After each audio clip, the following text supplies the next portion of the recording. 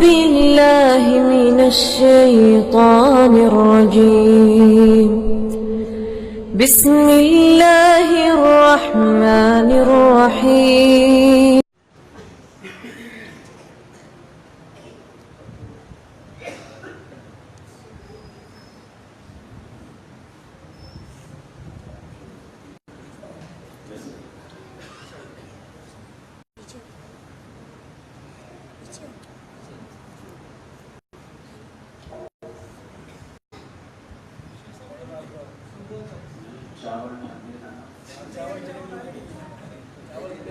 ایک گھنٹہ دیا یہ پانی گلاس میں پانی دے دو. الحمدللہ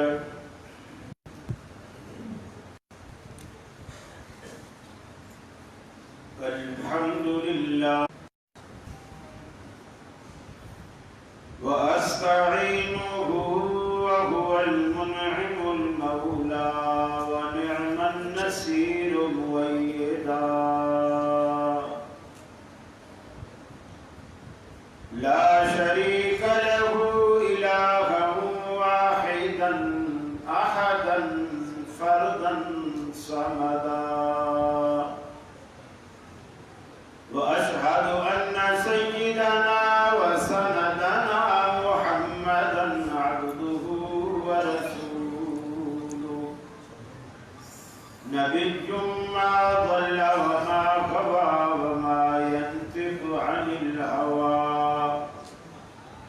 فصلى الله عليه وبارك وسلم وعلى آله وأصحابه وأزواجه صلاة دائما سرمدا أما بعد فأعوذ بالله من الشيطان الرجيم بسم الله الرحمن الرحيم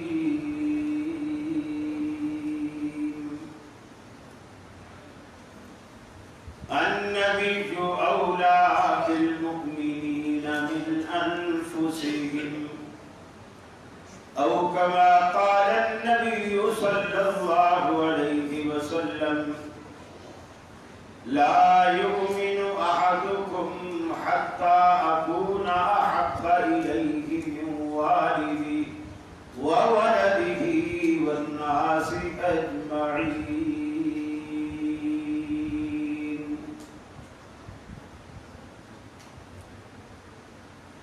یہ مقصد ہے کہ دنیا سے جہالت دور ہو جائے، کلام اللہ سے مومن کا دل پر نور ہو جائے. یا الہی جب تک میرے جسم میں جا رہے تجھ پہ صدقے تیرے محبوب پہ قربان رہے. میں رہوں یا نہ رہوں پر دل کی ہے یہ دعا، دین احمد اور عزت قرآن رہے. عزیز ساتھیوں، دوستوں اور بزرگوں، واجب الاحترام علماء کرام،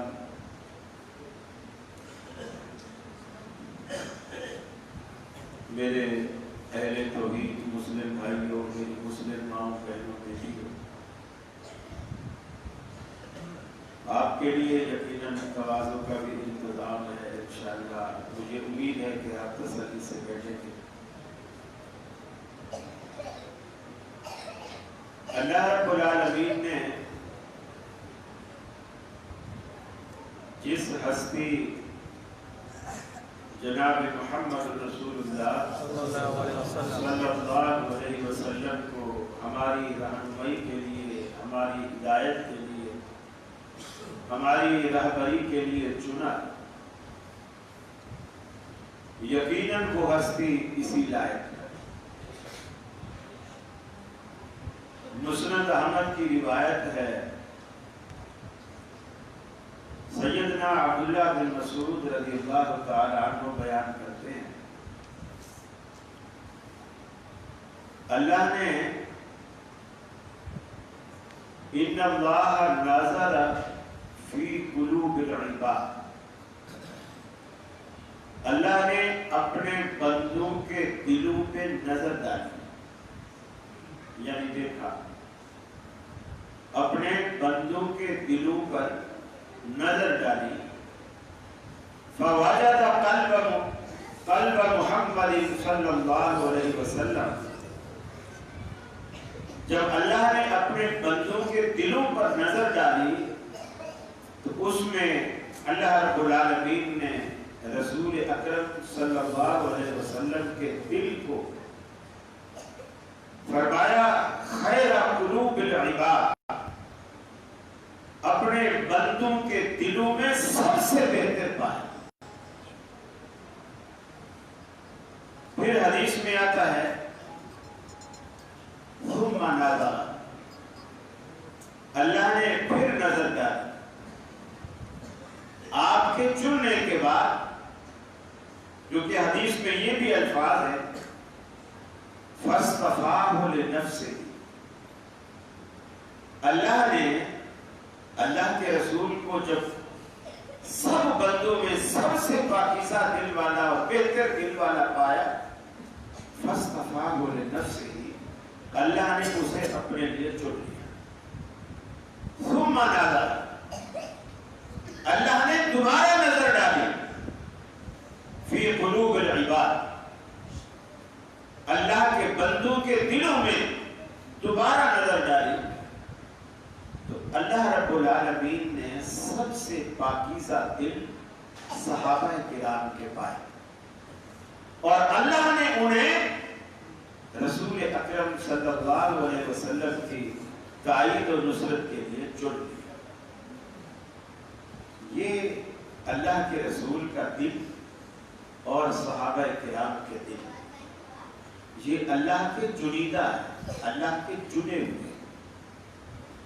وہ بدبخت شخص ہے جو چاہے صحابہ کے دلوں میں شک کرے یا نبی مکرم صلی اللہ علیہ وسلم کے دل میں شک کرے، اس جیسا بدبخت دنیا میں کوئی، سب سے بدبخت شخص۔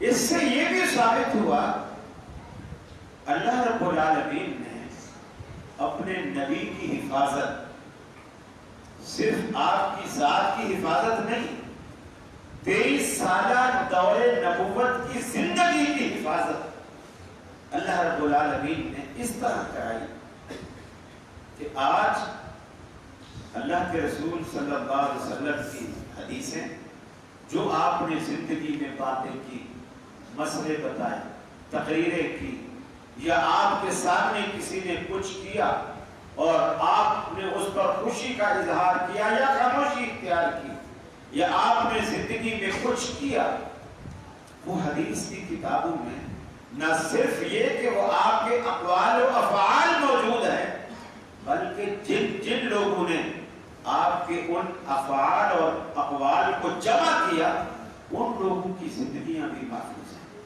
اللہ نے اسلام کی اس قدر کڑی حفاظت کی ہے کہ جو حدیث کو لکھنے والے ہیں ان کی زندگیاں بھی محفوظ ہیں۔ کہاں پیدا ہوا، کتنی عمر پائی، کب وفات ہوا، کس سن میں پیدا ہوا، کون کون اس کا استاد تھا، کون کون اس کا شاگرد تھا، ساری باتیں رجال کی کتابوں میں یہ موجود ہے۔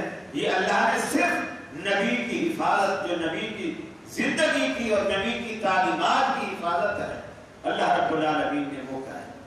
اور دوسری بات، آپ کے مقام کا یہ عالم ہے، مرتبے کا یہ عالم ہے کہ دنیا میں جتنے پیغمبر بھی دنیا میں آئے، موسیٰ علیہ السلام آئے، عیسیٰ علیہ السلام آئے، دیگر انبیاء آئے، قرآن مجید جب ان کی سیرت کا تذکرہ کرتا ہے، ان کی ولادت سے، ان کی پیدائش سے،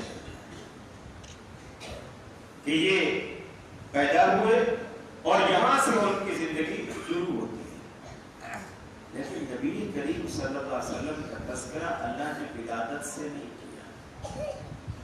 چنانچہ قرآن کہتا ہے، فرمایا وَأَوْحَيْنَا إِلَىٰ أُمِّ مُوسَىٰ أَنْ أَرْضِعِيهِ،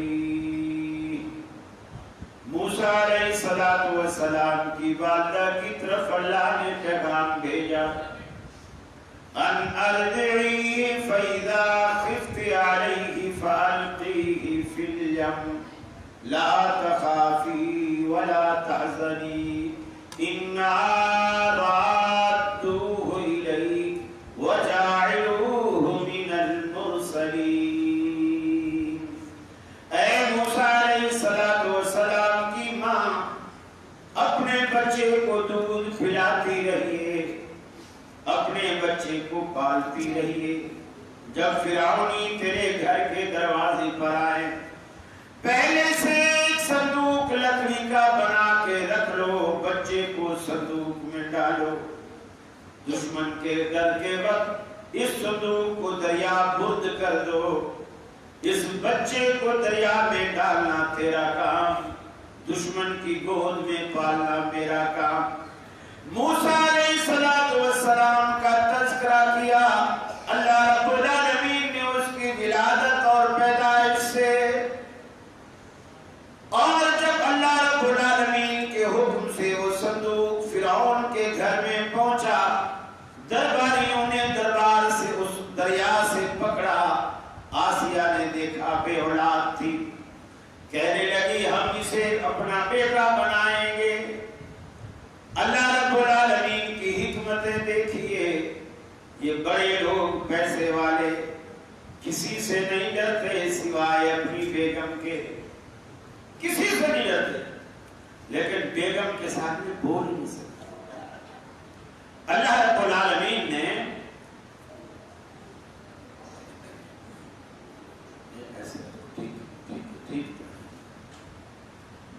ये बेगम के सामने नहीं बोल सकते। एक बड़ा आदमी था, उसको दूसरे बड़े आदमियों ने कहा, यार सुना तू बड़ा रटमुरीद है, औरत से बड़ा डरता है। नहीं, मैं तो नहीं डरता। उनको तपाया दोस्तों ने। ये बात दफा दोस्त भी बड़े शरारती होते हैं। अब वो गुस्से से आया घर में, ऐसे डाक मार के दरवाजा खोला और कहा, बेगम बस आज मैंने फैसला कर लिया है, या तो अल्लाह करे मैं मर जाऊं या फिर, उसने कहा या फिर कौन, बोल ना, या फिर कौन, चुप क्यों हो गया, बोल। झाड़ू भी उठाई और पूछा बोल ना, बोले या फिर भी मैं ही मर जाऊं। तो ये बड़े जो लोग होते हैं ना, ये बीवी से बहुत डरते हैं। अल्लाह ताला ने वही हथियार इस्तेमाल किए मूसा अलैहिस्सलाम को बचाने के लिए। फिरौन की बेगम को खड़ा किया कि ये और कहीं बोले या ना बोले, बीवी के आगे नहीं बोल सकते। अब आसिया ने कहा हम तो इसे बेटा बनाएंगे। अब चूंकि शाही महल था, औरतें जमा हो गई, दाइयां, जो उस वक्त का रिवाज था कि दाइयां उम्मन पालती थी, बच्चों की परवरिश करती थी, आई दूध पिला रही हैं, बच्चा मुंह ही नहीं खोल रहा। मूसा अलैहिस्सलाम की बहन भी वहां पहुंच गई, देखा ये सारा मंजर, तो उसने आसिया से कहा, एक हमारे मोहल्ले में दाई रहती है, अगर बोलो तो मैं उसको बुला के लाऊं, हो सकता है उसका पी दे। तो वो गई, अपनी माँ को बुला के ले आई कि भैया तो किसी का दूध ही नहीं पी रहा। जब वो आई, बिस्मिल्लाह पढ़ के मुंह को लगाया तो बच्चे ने मुंह को लगाया और दूध पीना शुरू कर दिया। तो आसिया ने कहा ठीक है आप इसे ले जाओ, बच्चे को पालो, खर्चा हम देंगे, तुम्हारा भी खर्चा, बच्चे का भी खर्चा, और अब दुश्मन का भी कोई खौफ नहीं, अब बल्कि पहला दिया जा रहा है, ये तो शाही बच्चा है, शहजादा है। अल्लाह रब्बुल आलमीन, रब इसी को कहते हैं, रब रख ले तो कौन चढ़े। जिसको रब बचाने पे आए, दुनिया की कोई ताकत उसका पार देखा नहीं कर सकती। ये अलग बात है कि आज हम लोगों के अकीदे इतने कमजोर हो गए हैं, कहने को तो हम मुबाहिद है, हम तौहीद वाले हैं, हम ये दावा करते हैं हमारी तौहीद पुख्ता है, लेकिन हम जब लोगों की बातें सुनते हैं कि जी दुकान पे ग्राहक नहीं आते, क्यों नहीं आते जी, किसी ने کچھ کرا رکھا ہے بندش، بچیوں کے رشتے نہیں آتے، کسی نے کچھ کرا رکھا ہے بندش، بچوں کی نوکریاں نہیں لگتی، کیوں؟ کسی نے کچھ کرا رکھا ہے بندش۔ یعنی اللہ تعالیٰ آپ کی دکان پہ گاہک بھیجنا چاہتا ہے، جس نے کچھ کرا رکھا ہے وہ نہیں آنے دیتا۔ اللہ آپ کے بچوں کی نوکری لگانا چاہتا ہے، جس نے کچھ کرا رکھا ہے وہ نہیں لگنے دیتا۔ اللہ آپ کی بچیوں کے رشتے کرانا چاہتا ہے، لیکن جس نے کچھ کرا رکھا ہے وہ نہیں کرانے دیتا۔ تو مجھے بتائیے طاقتور کون ہوا، اللہ رب العالمین یا وہ جس نے کچھ کرا رکھا ہے؟ کون طاقتور؟ اللہ۔ میں آپ سے آپ کا عقیدہ نہیں پوچھ رہا، میں یہ پوچھ رہا ہوں کہ جو بات میں کہہ رہا ہوں اس تناظر میں کون طاقتور ہو؟ جس نے رکوا دیا۔ اب آپ جائیں کسی گھر میں، کسی بھی جگہ، بولے جی میں یہ کون ہوتا ہے مجھے روکنے والا، میں اس مسجد میں جاؤں، آگے مسجد والے جانے ہی نہ دیں، تو کون جیتا؟ جو پہلے بھگیاں مار رہا تھا میں جاؤں گا اس مسجد میں، وہ طاقتور ہوا جو کہہ رہے آگے انہوں نے دروازہ بند کے کہا تو آ ہی نہیں سکتا۔ کون طاقتور ہوا؟ دروازہ۔ تو آپ نے اللہ کے آگے اس مولوی کو طاقتور مانا نا جو رکاوٹیں ڈالے ہوئے ہیں۔ کدھر گئی آپ کی توحید؟ سارے جو توحید توحید توحید کی رٹ لگائے وہ کہاں گئی توحید؟ میرے بھائی یہ اہل حدیث کہلانا بڑا آسان ہے، موحد کہلانا بڑا آسان ہے، ہونا بہت مشکل ہے، ہونا بہت مشکل۔ اور اللہ کے حبیب صلی اللہ علیہ وسلم کی توحید دیکھیں، جن کو آپ مانتے ہو، جن کا نام لیتے ہو، جن کی آج شان بیان ہو رہی ہے، جن کی سیرت بیان ہو رہی ہے، ان کا ایمان اور ان کی توحید دیکھیں۔ فرمایا اللہم لا مانع لما اعطیت ولا معطی لما منعت۔ اے اللہ، دنیا میں اگر تو کسی کو دینے پر آئے تو دنیا کی کوئی طاقت اسے روک نہیں سکتی، اور اگر دنیا میں اگر کسی کو نہ دینے پر آئے تو دنیا کی کوئی طاقت اسے دے نہیں سکتی۔ یہ محمد رسول اللہ صلی اللہ علیہ وسلم کا عقیدہ ہے۔ آپ ساری طاقتیں تعویذ والوں کو دے کر بیٹھ گئے، کدھر گئے آپ کے توحید کے دعوے؟ کدھر گئی آپ کی توحید، آپ کا عقیدہ؟ سب کچھ اللہ کرنے والا، اس کے ہاتھ میں ساری قدرتیں، ساری طاقتیں، سارے کمالات رب العالمین کے ہاتھ میں ہیں۔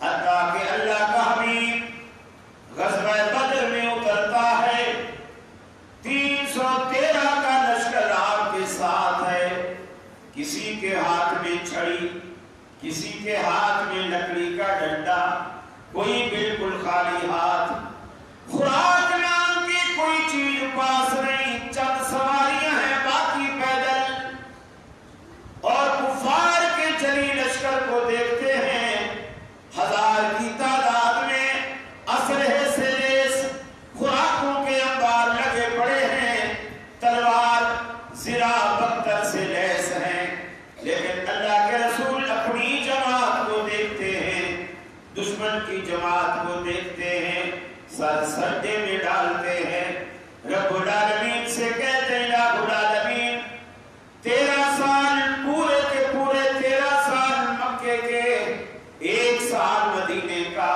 14 سالوں میں نے یہ مٹھی بھر جماعت تیار کی ہے، اگر آج تو نے ان کی مدد نہ کی، ان کی نصرت نہ کی تو یاد رکھ لینا قیامت تک تیرا نام لینے والا کوئی نہ ہوگا۔ اللہ کے حضور نے سجدے میں گر کر آخری پیغمبر ہونے کے باوجود، امام الانبیاء ہونے کے باوجود سجدے میں گر کر رب العالمین سے مانگا، اپنی امت کو مانگنے کا سلیقہ سکھایا۔ ایک ہی در ہے جس کے سبھی محتاج ہیں، اے خالقی کل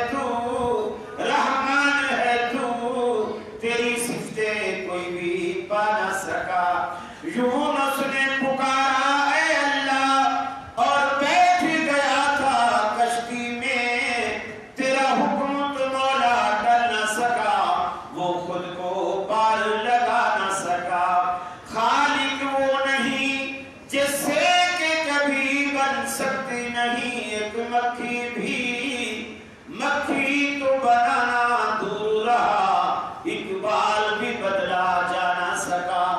اللہ رب العالمین قدرتوں والا کہا اے موسیٰ علیہ السلام کی ماں کوئی بات نہیں، غم کی بات نہیں۔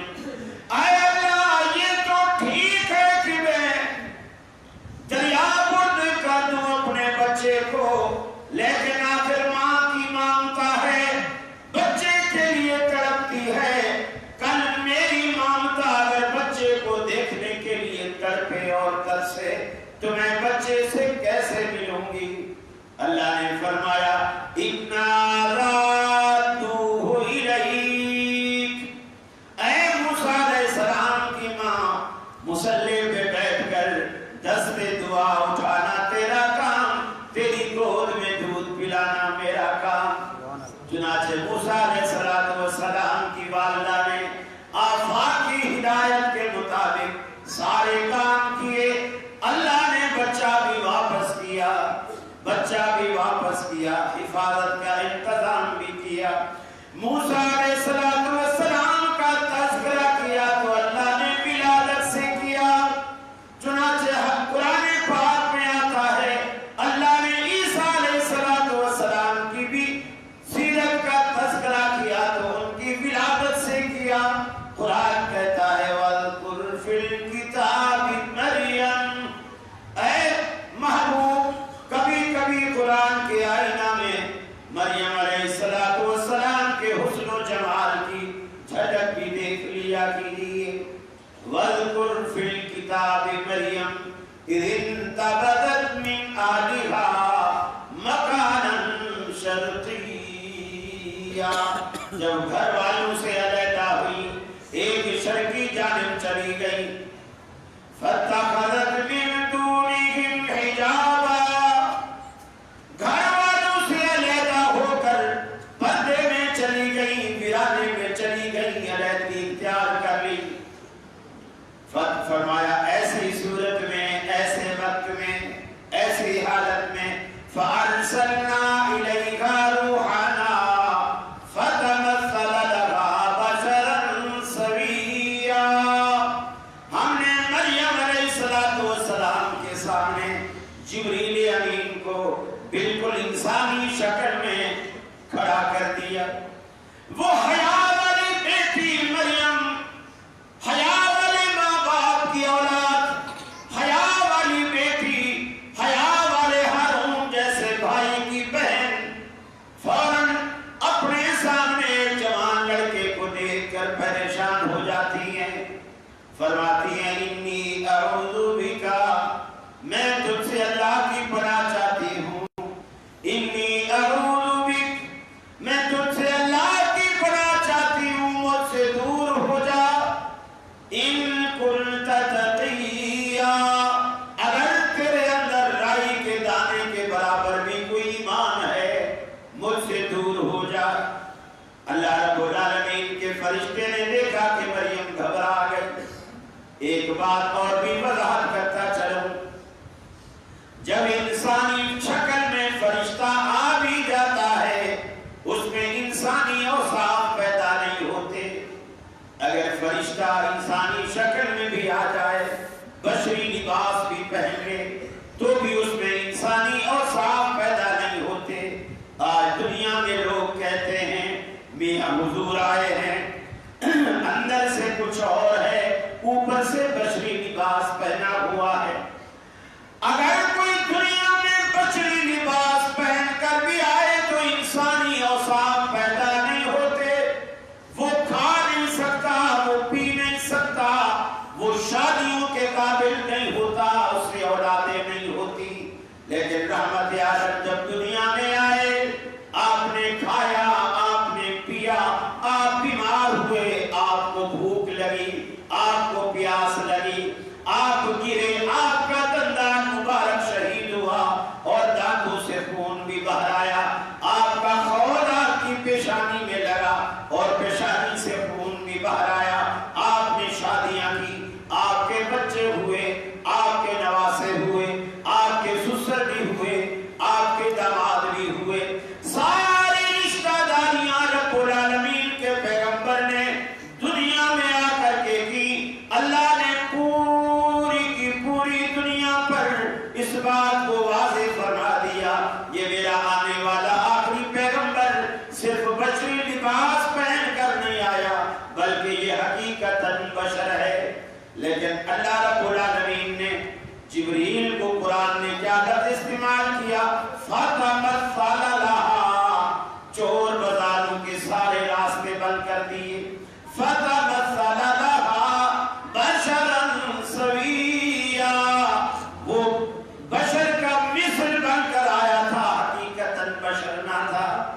لیکن مریم علیہ السلام نے جب کچھ کہا مجھ سے دور ہو جا، اگر تیرے دل میں ایک رائی کے دانے برابر بھی شرم و حیا ہے مجھ سے دور ہو جا، میں ایک پاک دامن ہوں۔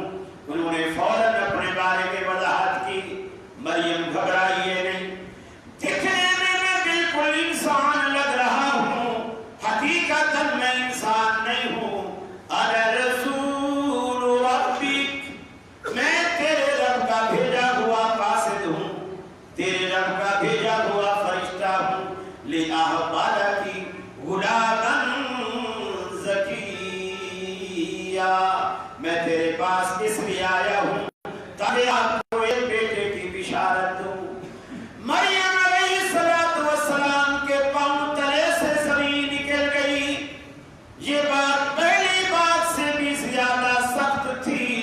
میری شادی نہیں ہوئی، مجھے آج تک لم يمسسنی بشر ولم اک بغیا، آج تک کسی انسان نے مجھے چھوا تک نہیں، میں فاحشہ بھی نہیں، میں باغی بھی نہیں، مجھے بچہ کیسے ہوگا؟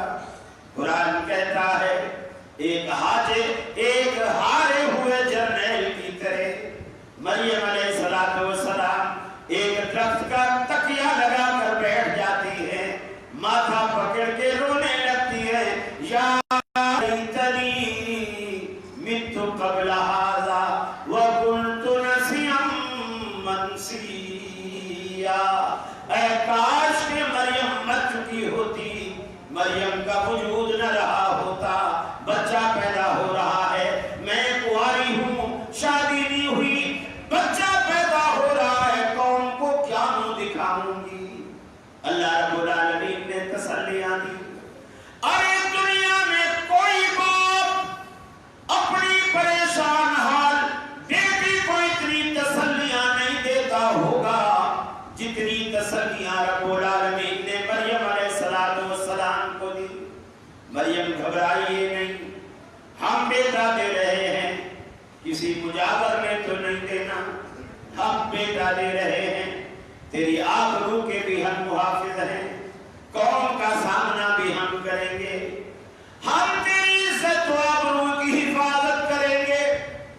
مریم علیہ السلام پریشان ہے، اللہ میں یہاں جنگل میں ویرانے میں اتنا عرصہ گزاروں گی، کھاؤں گی کہاں سے، پیوں گی کہاں سے، پھر واپس بچے کو گود میں لے کر قوم کے پاس جاؤں گی تو کون سا منہ لے کر جاؤں گی؟ اللہ نے کہا رہی تیرے کھانے پینے کی بات، وَهُزِّي إِلَيْكِ بِجِذْعِ النَّخْلَةِ، اے مریم علیہ السلام، یہ سامنے جو کھجور کا سوکھا تنا نظر آ رہا ہے، اسے پکڑ کر، اس سوکھی ٹہنی کو پکڑ کر ہلانا تیرا کام، سوکھی ٹہنی سے تازہ کھجوریں پیش کرنا میرا کام۔ وَهُزِّي إِلَيْكِ بِجِذْعِ النَّخْلَةِ تُسَاقِطْ عَلَيْكِ رُطَبًا جَنِيًّا، اس سوکھی ٹہنی کو ہلائیے، یہاں پر تازہ کھجوریں پیش کرے گی۔ رہی تیرے پینے کی بات، اپنے نیچے دیکھیے تحتا کے سریا، ہم نے تیرے نیچے ٹھنڈے میٹھے چشمے کا انتظام کر دیا ہے، اس پانی کو پیتے رہیے، کھجوروں کو کھاتے رہیے۔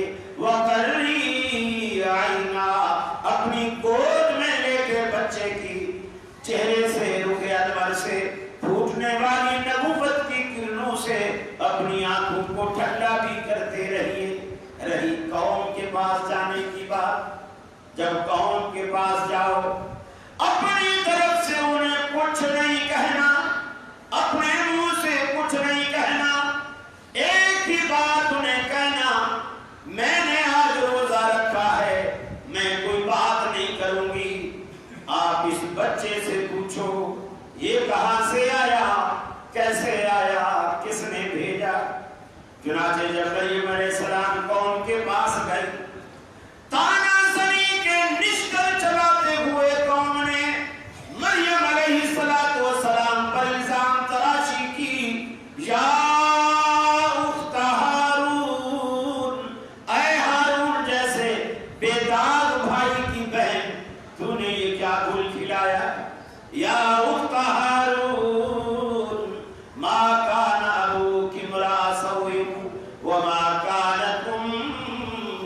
بغيا تیری تو ماں بھی ایسی نہ تھی، تیرا تو باپ بھی ایسا نہ تھا، تو نے کنواری ہو کر کے گود بسا لی۔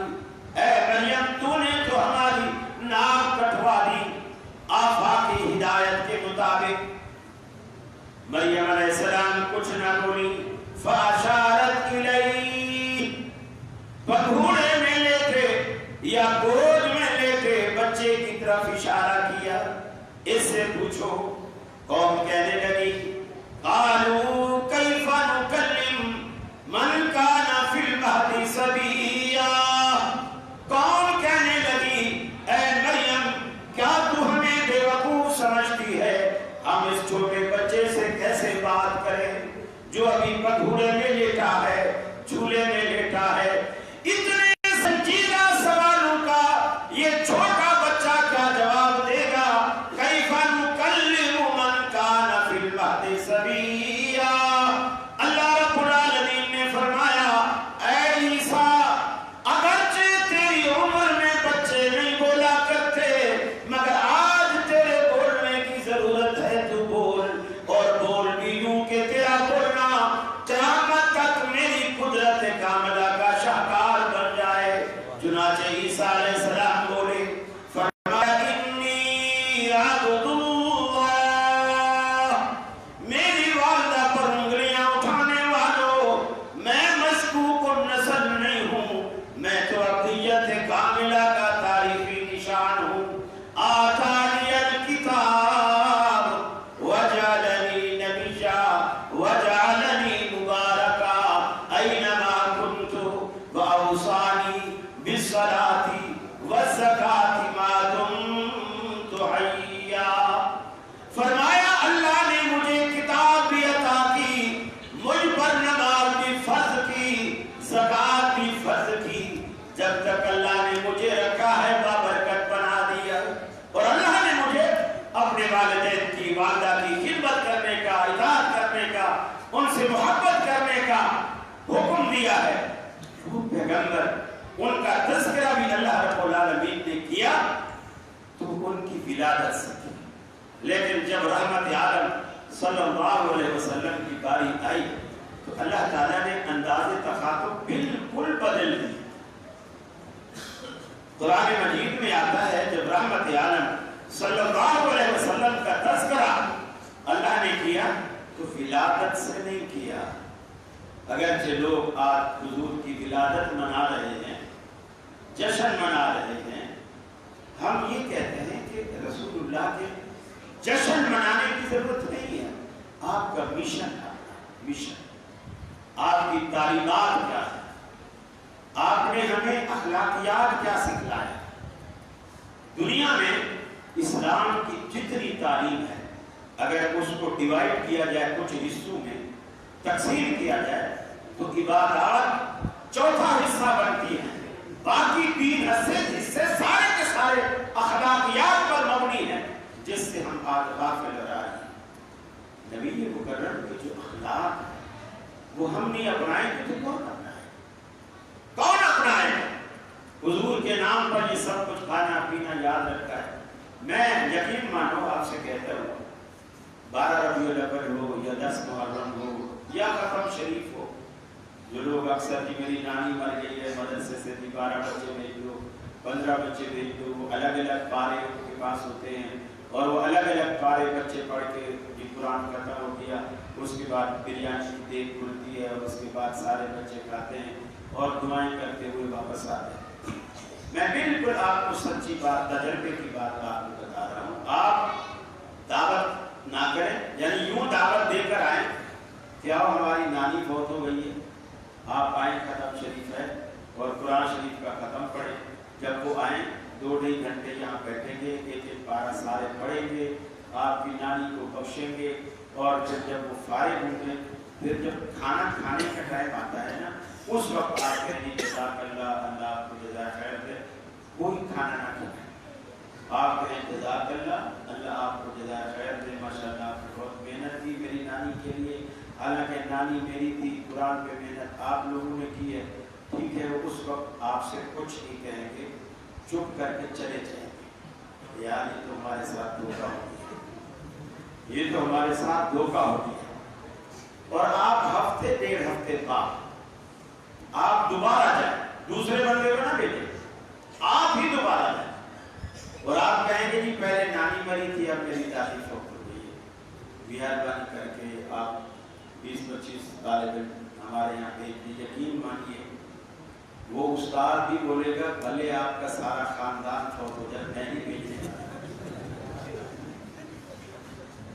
یہ جتنی بھی خرافات ہیں نا، ان کے پیچھے یہی ایک چیز لگی ہوئی ہے، کھیر ہے، حلوہ ہے، بریانی ہے، بھلے آج کا دن بھی ہے، جتنے لوگ بیچارے مجاہد جلوس نکالے ہوئے، مجاہد ہے نا بیچارے، صبح سے لگے ہوئے، رات بھر جاگے ہوئے، دن بھر جاگے ہوئے، وہ صرف مفت کی روٹی کی، مفت کی روٹی، آپ وہ نکال دیں اس میں سے، اور سارا دن جلوس میں ان کو گھمائے پھریں، اور شام کو بولے جزاک اللہ، روٹی گھر جا کے کھانا، اگلے سال دیکھنا جلوس میں کتنے لوگ۔ محبت اور عقیدت کا سارا پھانڈا پھوٹ جائے۔ اللہ رب العالمین نے رسول اکرم صلی اللہ علیہ وسلم کو جو مقام اور مرتبہ دیا ہے، پہلی بات یہ کہ ابھی دنیا بھی نہیں بنی تھی، دنیا کے وجود میں آنے سے پہلے اللہ نے عالم ارواح میں تمام آدم علیہ السلام کی پشت سے جتنے انبیاء آنے تھے، اللہ رب العالمین نے ان کو دنیا میں نکالا اور ان سے پھر عہد و پیمان کیا، ان تمام انبیاء سے، اس میں کوئی ایک غیر نبی بھی شامل نہیں تھا، ایک بھی، سارے پیغمبر، اور اللہ تعالیٰ نے ان سے کیا اقرار کیا؟ فرمایا وَإِذْ أَخَذَ اللَّهُ مِيثَاقَ النَّبِيِّينَ لَمَا آتَيْتُكُم مِّن كِتَابٍ وَحِكْمَةٍ، میں تمہیں وہ وقت یاد کرو، وہ لمحہ یاد کرو جب ہم نے آدم علیہ السلام کی پشت سے تمام انبیاء کی روحوں کو رب العالمین نے جمع کیا اور ان سے عہد و پیمان لیا، میں تمہیں دنیا میں بھیجوں گا، علم و حکمت سے نوازوں گا، رسالت اور نبوت کا تاج بھی تمہارے سروں پہ رکھوں گا، ثم جاءکم رسول، پھر ہمارا آخری تاجدار آئے گا، آخری تاجدار اگر تمہارے ہوتے ہوئے آ جائے، مصدق لما معکم، وہ تمہاری شریعتوں کی بھی تصدیق کرے گا، ایسا رسول تمہاری کتابوں کی، تمہاری شریعتوں کی، تمہاری نبوت کی تصدیق کرے گا، لیکن اس وقت تمہارا فرض یہ بنے گا لَتُؤْمِنُنَّ بِهِ وَلَتَنْصُرُنَّهُ، تم ضرور بھی ضرور اس کے ساتھ ایمان بھی لاؤ گے، نصرت و تائید بھی کرو گے۔ قَالَ أَقْرَرْتُمْ، اللہ نے یہ قرارداد پیش کرنے کے بعد پوچھا کیا تم نے ہماری یہ بات، ہماری یہ قرارداد پاس کر دی؟ قَالُوا أَقْرَرْنَا، سب نے یکجا ہو کر کے کہا اللہ کیوں نہیں، ہم اسے مانتے ہیں، ہم نے اسے تسلیم کیا۔ قَالَ فَاشْهَدُوا، اللہ نے کہا تم بھی گواہ ہو جاؤ، وَأَنَا مَعَكُم مِّنَ الشَّاهِدِينَ، میں بھی تمہارے ساتھ گواہ بن جاتا ہوں کہ عالم ارواح میں یہ بات طے ہو چکی، محمد عربی کے آنے کے بعد کسی کی نبوت، کسی کی رسالت نہیں پنپے گی، سب کچھ منسوخ۔ ارے جب محمد عربی کے آنے کے بعد اللہ کے سچے پیغمبروں کی نبوتیں منسوخ ہو سکتی ہیں، آپ کے آنے کے بعد کسی کی امامت کیسے چمک سکتی ہے؟ ذرا سوچئے گا، ابھی نہیں تو گھر جا کے تنہائی میں، خلوت میں بیٹھ کر سوچئے گا۔ اللہ کے حبیب نے یہ بھی فرمایا، یہ بھی اللہ کے رسول کا ایک مقام ہے، اللہ کے حبیب نے یہ بھی فرمایا لو بدا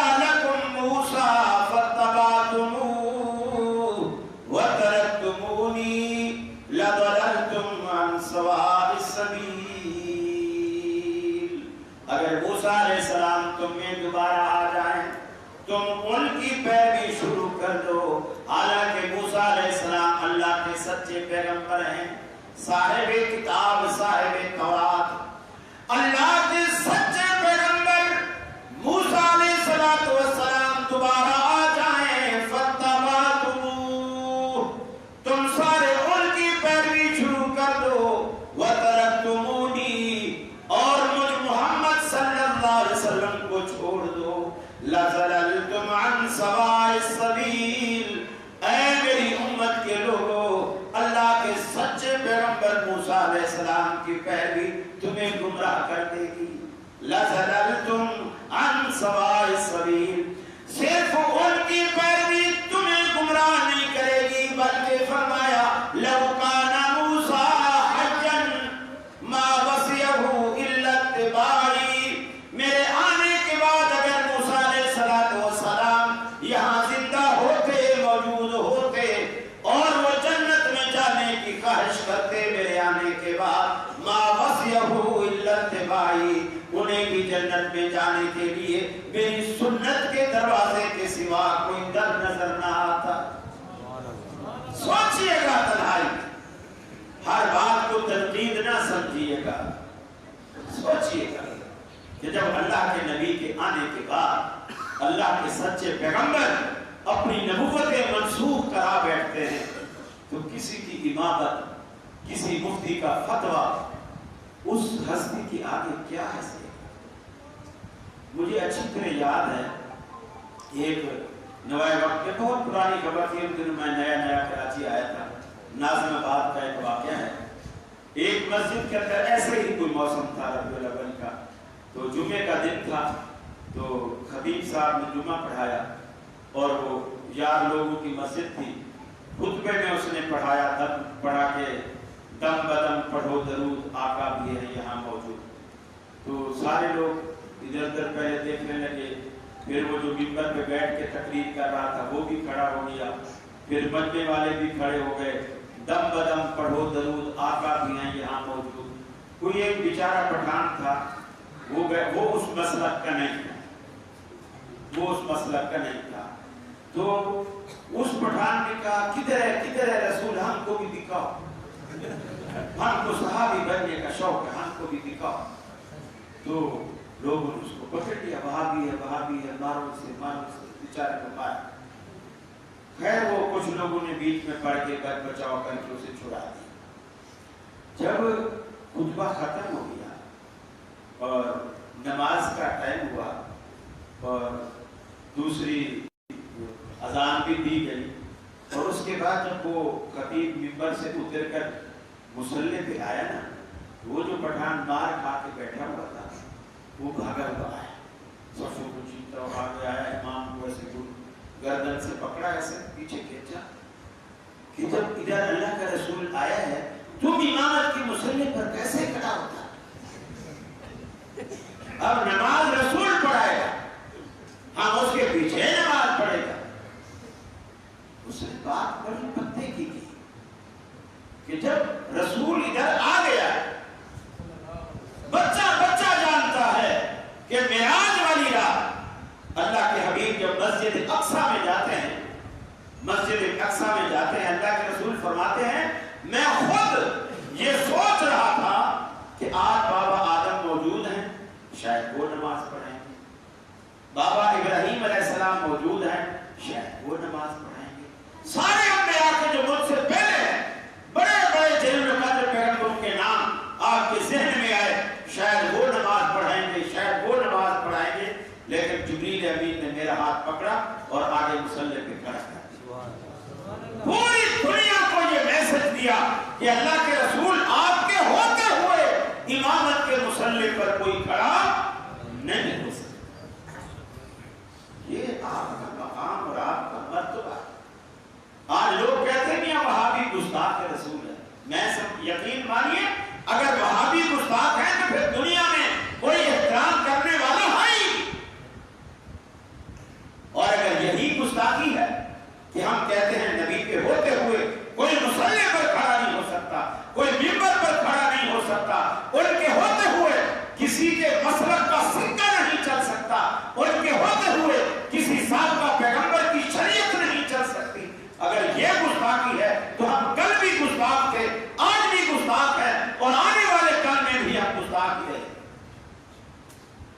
بھائیو سمجھنا ہمارا عقیدہ کیا، ہمارا عقیدہ کیا؟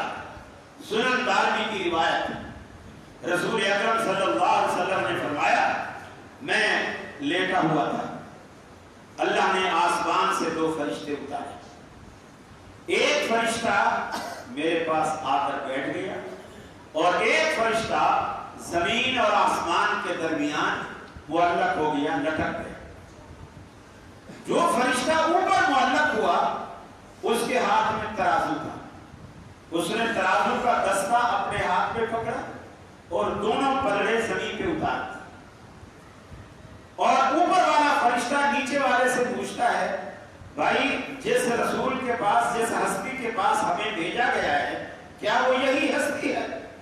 نیچے والا فرشتہ کہتا ہے ہاں وہ یہی ہستی ہے۔ رسول اللہ صلی اللہ علیہ وسلم فرماتے ہیں نیچے والے فرشتے نے مجھے ایک پلڑے میں بٹھایا اور دوسرے پلڑے میں کسی اور کو بٹھایا، حدیث میں اس کا نام نہیں ہے کہ وہ کون ہے، اور اوپر والے فرشتے نے ترازو کو اوپر اٹھایا، ترازو کو اوپر اٹھایا، گویا تولا، وزن کیا۔ آپ فرماتے ہیں میرا پلڑا تو وزن سے زمین پر بیٹھا رہا، جو برابر والا پلڑا تھا وہ ہلکے ہونے کی وجہ سے اٹھ گئے۔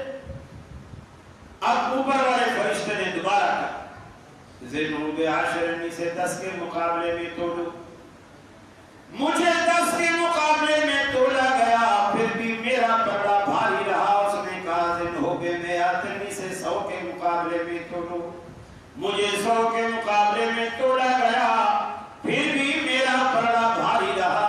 اوپر والے فرشتے نے کہا ذنو بألفن، اسے 1000 کے مقابلے میں تولو، فرمایا مجھے 1000 کے مقابلے میں تولا گیا لیکن میرے پلڑے نے جنبش بھی نہ کی، 1000 والا پلڑا فوراً اٹھ گیا۔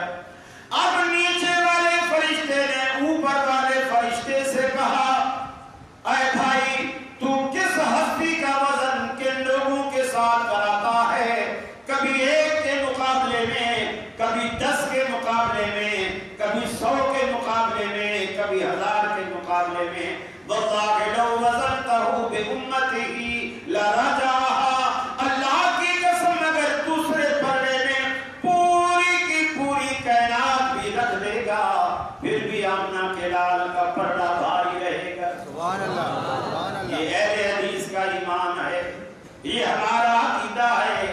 ہم کہتے ہیں اللہ رب العالمین نے آمنہ کے لال کے جیسا دوسرا کائنات میں کوئی پیدا ہی نہیں کیا۔ ساڈا پیر محمد جیڑا آمنہ دا لال وے، تیرا بھی کوئی ہے تے ایسا مینوں بھی وکھال وے۔ ساری دنیا میں ڈھونڈو گے، ساری دنیا میں تلاش کرو گے، اللہ کے رسول جیسا مکھڑا، اللہ کے رسول جیسی ذات، وہ کمالات، وہ جمالات، وہ حسنات، وہ محاسن جو اللہ رب العالمین نے اپنے پیغمبر کو عطا کیے، دنیا میں کسی کو عطا نہیں کی۔ کسی کو رب العالمین نے دنیا میں وہ کمالات و جمالات عطا نہیں کیے۔ آپ کو رب العالمین نے بے شمار امتیازات سے نوازا۔ حضرت ابی بن کعب نماز پڑھ رہے ہیں، اللہ کے رسول نے کہا، آواز دی، بلایا، اب یہ نماز پڑھ، آواز آ رہی ہے لیکن نماز کیسے پڑھے؟ نماز پڑھتے رفتار تھوڑی تیز کر دی تاکہ جلدی سے سجدہ مختصر، رکوع مختصر، قیام مختصر۔ نماز پڑھ کر جب فارغ ہوئے دوڑے دوڑے رسول اللہ صلی اللہ علیہ وسلم کے پاس گئے، آپ نے فرمایا اے ابی بن کعب تجھے کس چیز نے روکا، تجھے کس چیز نے روکا میرے پاس آنے سے جب میں نے تمہیں بلایا تھا؟ حضرت ابن کعب رضی اللہ تعالیٰ عنہ کہتے ہیں اللہ کے رسول مجھے نماز میں روکا، نماز نے روکا، میں نماز پڑھ رہا تھا۔ آپ نے فرمایا اما سمعت قول اللہ تعالی یا ایھا الذین آمنوا استجیبوا للہ وللرسول اذا دعاکم، کیا تو نے اللہ کا یہ فرمان نہیں سنا کہ اللہ کہتا ہے جب اللہ اور اس کا رسول تمہیں بلائے تو فوراً اللہ کے رسول کو لبیک کہتے ہوئے آؤ، تو نماز میں لگا رہا۔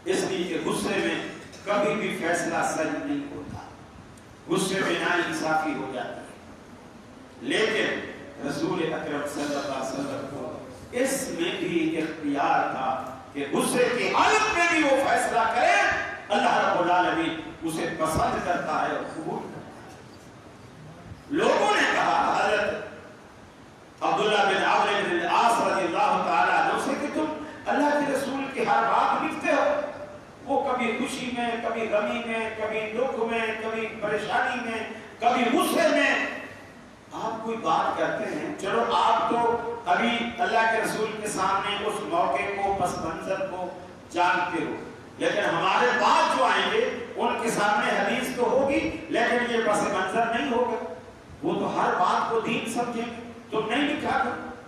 فرماتے ہیں میں نے کچھ عرصہ چھوڑا لیکن پھر خیال آیا کہ اللہ کے رسول سے تو پوچھوں، میں رسول اللہ صلی اللہ علیہ وسلم کے پاس گیا اور جا کر کے پوچھا اللہ کے رسول میں آپ کی ہر بات لکھتا ہوں، لوگوں نے مجھے منع کیا، میں باز آ گیا، میں نے لکھنا چھوڑ دیا، آپ بتاؤ میں لکھا کروں یا نہ لکھوں؟ چونکہ لوگ کہتے ہیں آپ کبھی غصے میں کچھ فرماتے ہیں، کبھی خوشی میں، کبھی غمی میں، تو ہر بات تو دین نہیں ہو سکتی۔ اللہ کے رسول نے فرمایا عبداللہ میری ہر بات لکھا کرو، اللہ کی قسم میں غم میں ہوں، خوشی میں ہوں، غصے میں ہوں یا ہنستے ہوئے کوئی بات کروں، میرے منہ سے جب بھی نکلتا ہے حق نکلتا ہے، حق کے سوا کچھ نہیں۔ میرے بھائیو یہ اہل حدیث کی نظر میں اس کے رسول کا مقام مرتبہ ہے۔ اگر آپ کو اللہ کے رسول کا یہ مقام اور یہ مرتبہ پسند ہے تو اس نظریے اور اس دعوت پر آپ ہمارا ساتھ دیجیے۔ ہماری یہ آپ سے التماس، آپ سے یہ درخواست ہے، التماس ہے، ہمارا عقیدہ توحید کے بارے میں اور شان رسالت کے بارے میں آپ کے سامنے آ چکا ہے۔ اگر ہماری توحید اور ہمارا مقام مصطفیٰ کا جو عقیدہ ہے یہ اگر آپ کو پسند ہے تو آپ رفع الیدین سے نہ ڈریے، آمین سے نہ ڈریے، امام کے پیچھے فاتحہ پڑھنے سے نہ ڈریے، یقین مانیے یہ اللہ کے رسول کی ایسی سنتیں ہیں۔ میں آپ سے پوچھتا ہوں، چلو ٹھیک ہے آپ نہیں زیادہ پڑھے لکھے، اس کو بھی چھوڑو، آپ بخاری نہیں پڑھ سکتے، مسلم نہیں پڑھ سکتے، ترمذی نہیں پڑھ سکتے، قرآن کا ترجمہ تفسیر نہیں پڑھ سکتے، کوئی بات نہیں۔ میں آپ کو چھوٹا سا سوال کرتا ہوں کہ جو کسی شخص کی، کسی ذات کی جو محبت ہوتی ہے، چاہے ماں کی محبت، بہن کی محبت، بیٹی کی محبت، اولاد کی محبت، والدین کی محبت، وہ محبت پیٹ میں ہوتی ہے یا دل میں؟ دل میں۔ اور اللہ کی محبت پیٹ میں ہوتی ہے یا دل میں؟ پھر میں آپ سے دوسرا سوال کرتا ہوں کہ اللہ رب العالمین کو مسجد میں آ کر جب ہم نماز کی حالت میں اسے یاد کرتے ہیں، بے شک آپ پڑھے لکھے نہیں ہیں، میں اس وقت کوئی حدیث کا حوالہ نہیں دے رہا، میں آپ سے پوچھتا ہوں ایمانداری سے بتائیے اس وقت ہمیں پیٹ تھام کے خدا کو یاد کرنا چاہیے یا دل تھام کے خدا کو یاد کرنا چاہیے؟ کوئی میں نے حدیث نہیں بیان کی ہے، کچھ نہیں، آپ نے کہا کہ دل تھام کے یاد کرنا چاہیے، اور دل اہل حدیثوں کا، حنفیوں کا، مالکیوں کا، شافیوں کا، حنبلیوں کا، مردوں کا، عورتوں کا دل سینے میں ہوتا ہے یا پیٹ میں ہوتا ہے؟ سینے میں۔ سیدھی سادی ہاتھ ہمیشہ سینے پر باندھ دو، ارے سب کے پیٹ وہ بھرنے والا ہے، انشاءاللہ تمہارا بھی پیٹ بھرے گا۔ اب 10 منٹ ہم سارے کام دنیا میں پیٹ کے لیے کرتے ہیں، ارے اب 10 منٹ کے لیے مسجد آیا ہے، اب تو پیٹ چھوڑ دے، اب تو دل تھام دے، 10 منٹ کے لیے اب تو دل تھام کر خدا کو یاد کر۔ اور رہی رفع الیدین، میں بالکل ایک عقل کے مطابق آپ کو بات سمجھا رہا، میں نے ابھی کوئی حدیث نہیں پڑھی، یہ نہیں کہ حدیث ہے نہیں ہمارے، آپ رفع الیدین کرتے ہیں۔ اللہ رب العالمین کو جب منہ سے کہتے اللہ اکبر، ایسے ہم خالی ہاتھ دکھاتے ہیں، یہ جو ہینڈز اپ ہونا ہے نا، آپ نے کبھی 2 فوجوں کو آپس میں لڑتے ہوئے دیکھا ہوگا، لڑتے ہوئے کبھی دیکھا ہو تو جو فاتح فوج ہوتی ہے، جیتنے والی فوج ہوتی ہے، وہ شکست خوردہ فوج کو، ہارنے والی فوج کو کہتی ہے ہینڈز اپ. تو وہ ہتھیار اپنے ڈال دیتے ہیں اور خالی ہاتھ ایسے کھڑے کرتے ہیں. اور یہ دنیا کا مانا ہوا اصول ہے، بین الاقوامی اصول ہے کہ جب کوئی سپاہی، کوئی سولجر ہینڈز اپ ہو جائے تو سامنے والا اس کو گولی نہیں مار سکتا. گرفتار کرے گا، پکڑے گا، لیکن گولی نہیں مارے گا، کیونکہ وہ ہینڈز اپ ہوتا ہے. اب جب بندہ اللہ کی دربار میں آتا ہے، وہ بھلے اپنے آفس میں ڈی سی ہے، کمشنر ہے، صدر ہے، وزیر ہے، مشیر ہے، ایسے جو ہے، گورنر ہے، کچھ بھی ہے، چودھری ہے، وڈیرا ہے، کچھ بھی ہے، لیکن اللہ کی دربار میں آنے کے بعد وہ منہ سے کہتا ہے اللہ اکبر، اللہ سب سے بڑا ہے، اور ہینڈز اپ ہو جاتا ہے، اللہ میں نے مان لیا، تو بڑا میں چھوٹا، تو جیتا میں ہارا، تو طاقتور میں کمزور، میں سب کچھ اپنے محلے میں جو کچھ بھی تھا تیرے آگے میں نے ہتھیار ڈال دی. ایک اس کا یہ مفہوم ہے. دوسرا مفہوم یہ ہے، آدمی رکوع پہ جاتے ہوئے، سجدے کو جاتے ہوئے، رکوع سے اٹھتے ہوئے اللہ رب العالمین کے حضور خالی ہاتھ پیش کرتا ہے، اللہ میں خالی ہاتھ تیری دربار میں آیا ہوں، سب کچھ چھوڑ کے آیا ہوں، تیری دربار میں اب جھکوں گا، سجدہ کروں گا، رکوع کروں گا. اللہ صرف ایک تمنا ہے، دیکھ میں خالی ہاتھ آیا ہوں، لیکن جب میں یہاں سے لوٹوں تو تو مجھے خالی ہاتھ نہ لوٹانا. کیا آپ یہ لوگ چاہتے ہیں کہ اللہ آپ کو مسجد سے خالی ہاتھ نہ لوٹائے؟ چاہتے ہیں؟ رفع الیدین کیا کیجیے، ہاتھ کو سینے پر باندھا کیجیے. اب رہی حدیث کی بات، حضرت وائل بن حجر، حضرت مالک بن حویرث، حضرت عبداللہ بن عمر رضی اللہ تعالیٰ عنہ فرماتے ہیں ہم نے اللہ کے حبیب کے پیچھے نماز پڑھی، ہم نے دیکھا اللہ کے رسول جب نماز پڑھتے ہیں اذا افتتح الصلاۃ رفع یدیہ، اپنے ہاتھوں کو اٹھاتے ہیں، وَإِذَا رَكَعَ وَإِذَا رَفَعَ رَأْسَهُ مِنَ الرُّكُوعِ وَإِذَا قَامَ مِنَ الرَّكْعَتَيْنِ، جب آپ رکوع سے اٹھتے ہیں، جب آپ سجدوں کو جانے، رکوع سے اٹھتے ہیں، رکوع کو جانے لگتے ہیں تب بھی، اور جب تیسری رکعت کے لیے 2 رکعتوں کے بعد آپ کھڑے ہوتے ہیں تب بھی آپ ہاتھوں کو اسی طرح اٹھاتے ہیں جس طرح پہلی دفعہ تکبیر تحریمہ میں اٹھایا تھا. وَكَانَ لَا يَفْعَلُ ذَلِكَ فِي السُّجُودِ، اور سجدوں کے درمیان ایسا نہیں کرتے. حدیث میں اتنی صراحت. اب رہی یہ بات، یہ تھی اس زمانے میں کہ یہ جو سینہ درد، حالانکہ دنیا کی کسی کتاب میں یہ بات ہے، حتیٰ کہ امام ابو حنیفہ رحمۃ اللہ علیہ کو بھی اس بات کا پتہ ہی نہیں تھا، انہوں نے کسی کتاب میں اس کا ذکر کر دیا. یہ تھی وہ منافق ہوتے تھے، بغل میں بت چھپاتے تھے. اللہ کے رسول نے رفع الیدین شروع کی تاکہ بت گر جائے، تاکہ بت گر جائے. اچھا لمحے بھر کے لیے ہم اس لاجک کو صحیح مان لیتے ہیں، صحیح مان لیتے ہیں. تو جب اللہ کے حبیب نے پہلی رفع الیدین کی، اگر رفع الیدین سے بت گرتے ہیں تو جب آپ نے پہلی رفع الیدین کی تکبیر تحریمہ والی، جب لوگ کھڑے ہوئے ہیں اس وقت بت گر جانے چاہیے یا نہیں گرنے چاہیے؟ گر جانے چاہیے. اب جو رکوع پہ جانے والی رفع الیدین ہے وہ بت گرنے کے بعد ہے، بت گرنے کے بعد ہے. رکوع سے اٹھنے والی رفع الیدین وہ بھی بت گرنے کے بعد ہے.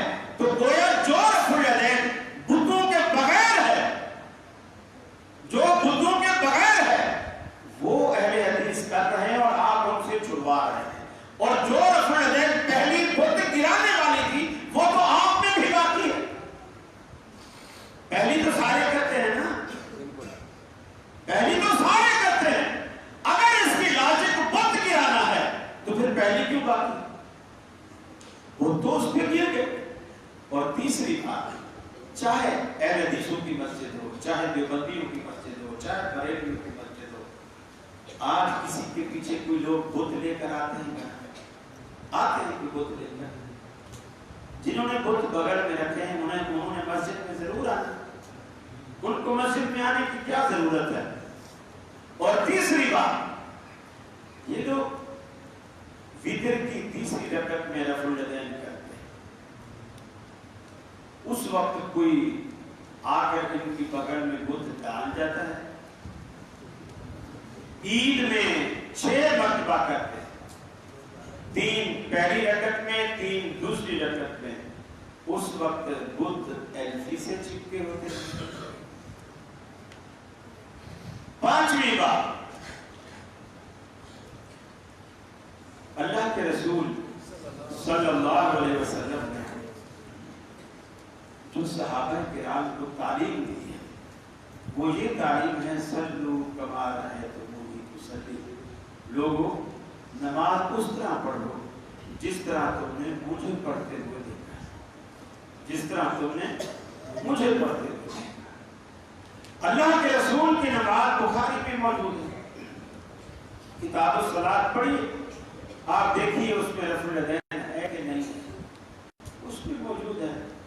اور لوگ پڑھتے ہیں لیکن پڑھ کے ان کو دورہ ہوتا ہے، دورہ حدیث کا. حدیث پڑھتے نہیں، دورہ حدیث کرتے ہیں، اور دورے میں کسی کو کچھ سمجھ نہیں آتا. جب انسان کو دورہ پڑتا ہے اس کو کچھ سمجھ نہیں آتا.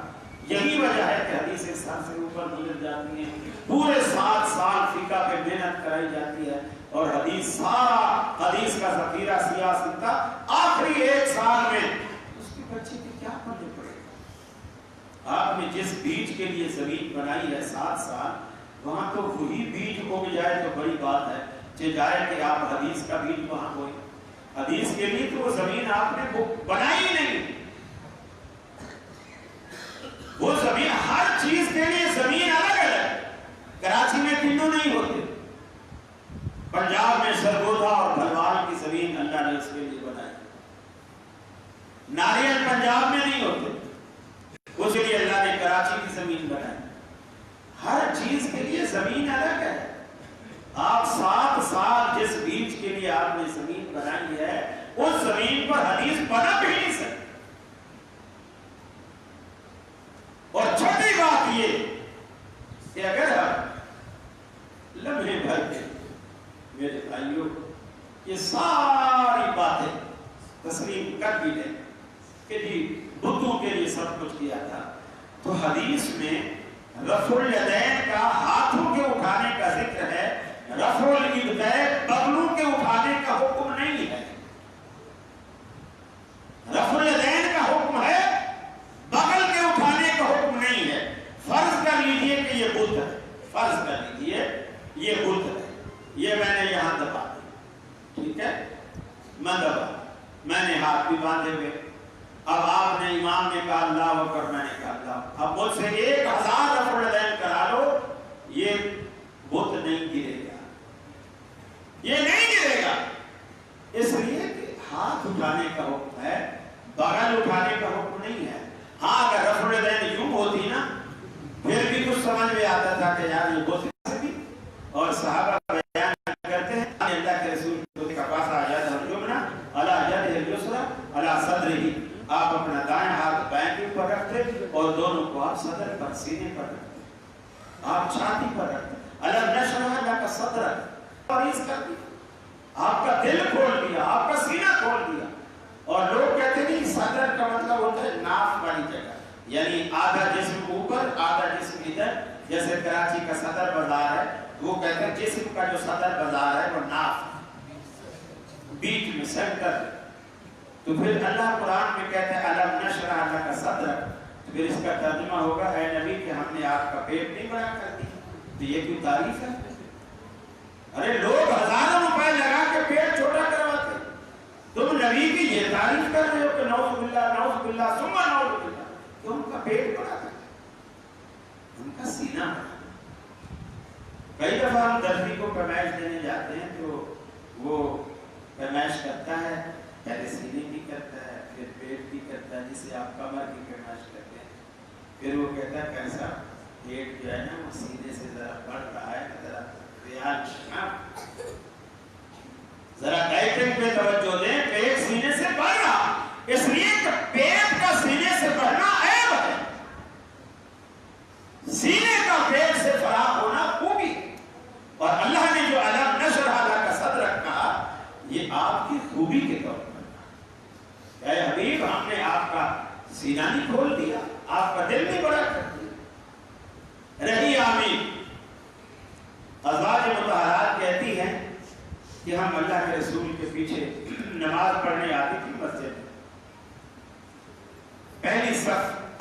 پیچھے مردوں کی ہوتی تھی، پھر بچوں کی ہوتی تھی، پھر آخر میں خواتین کی۔